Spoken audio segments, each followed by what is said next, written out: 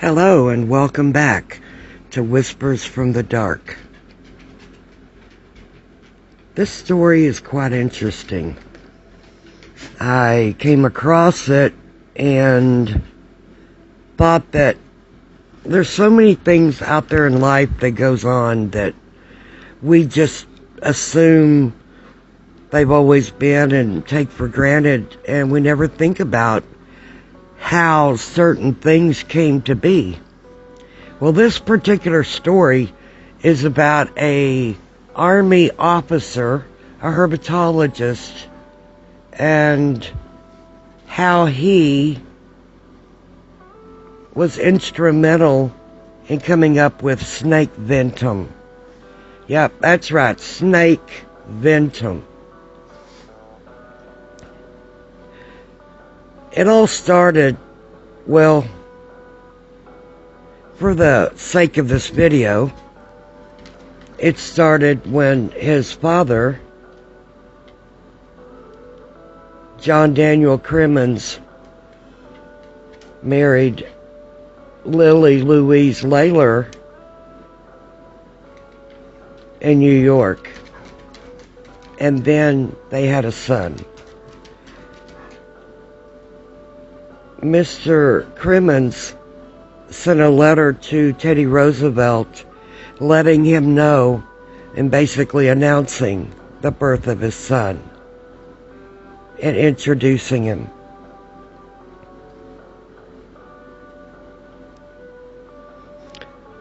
Martin Layler Crimmins, Army officer, herpetologist, and military historian, was born April 4th, 1876, the son of a 31-year-old John Daniel Crimmins and 21-year-old Lily Louise Layler Crimmins in New York City.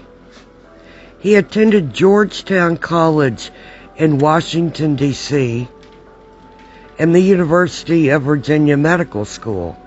But before he could graduate, he joined the 1st United States Volunteer Cavalry, which was also known as the Rough Riders, in San Antonio, with the help of Teddy Roosevelt, a family friend.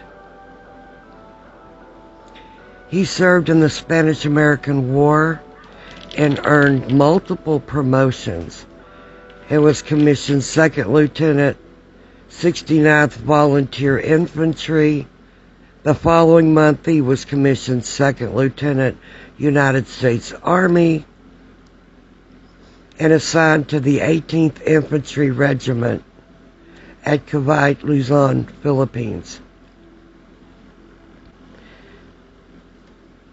Thereafter, promotions continued until he reached his final rank of colonel on April 23rd, 1921. He served until he was retired for a physical disability from the line of duty and moved to San Antonio, Texas. During his military service, he traveled extensively in Europe, Asia, and Alaska. Mr. Crimmins lived in San Antonio, Texas, Manhattan, and in New York City. He died on this day in 1955 at Fort Sam Houston in San Antonio at the age of 78 and was buried in San Antonio. Crimmins was known for his work in the underdeveloped field of snakebite treatment, especially as he developed his own immunity to the serum. He inoculated himself with serum until he became immune, and then gave blood transfusions to snakebite victims. In April 1953, he received the Walter Reed Award in recognition of courageous service to mankind. He later published over 200 articles, mostly with historical themes, and was an active member of a number of Texas associations related to science and history. He married Margaret Custis Cole in 1901 and Josephine Yost in 1918. He died on this day in 1955. He devoted his later years to writing, mostly on historical subjects. More than 200 of his articles appeared in publications that included the West Texas Historical Association Yearbook, Southwestern Historical Quarterly, Frontier Times, New Mexico Historical Review, Journal of the American Military Institute, U.S. Infantry Journal, Military Surgeon, Army and Navy Courier, Military Engineer, Southern Medical Journal, and the Texas State Journal of Medicine. He was also active in various scientific and historical associations in Texas.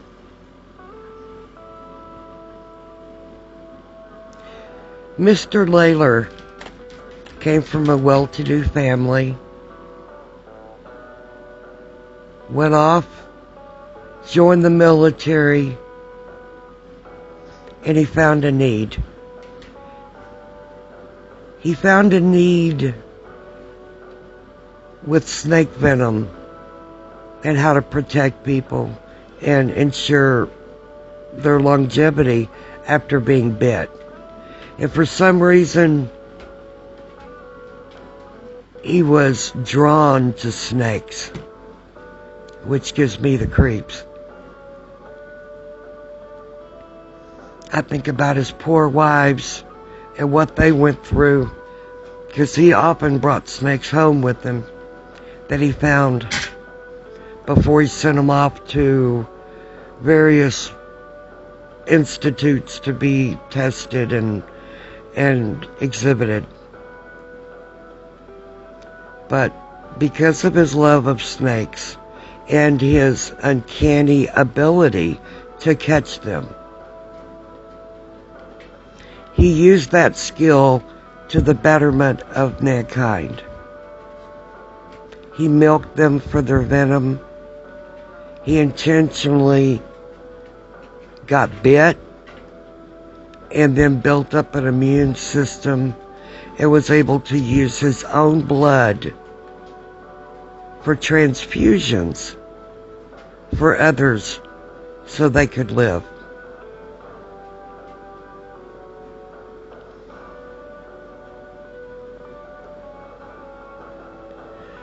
I mean, he did some incredible stuff. He served in the 1st United States Volunteer Cavalry, which is the Rough Riders. He fought in the Indian Wars. And if that wasn't enough, he rode with General Pershing in his pursuit of Pancho Villa. The guy's a pretty incredible character. And he died in Texas and had been here many, many years. So he obviously loved Texas. Bless his heart. But his skills and work continue today and will continue forever in helping people with snake bite toxins. His work has helped save thousands upon thousands of lives already. Rest in peace, Colonel Crimmins. It was a pleasure to have met you.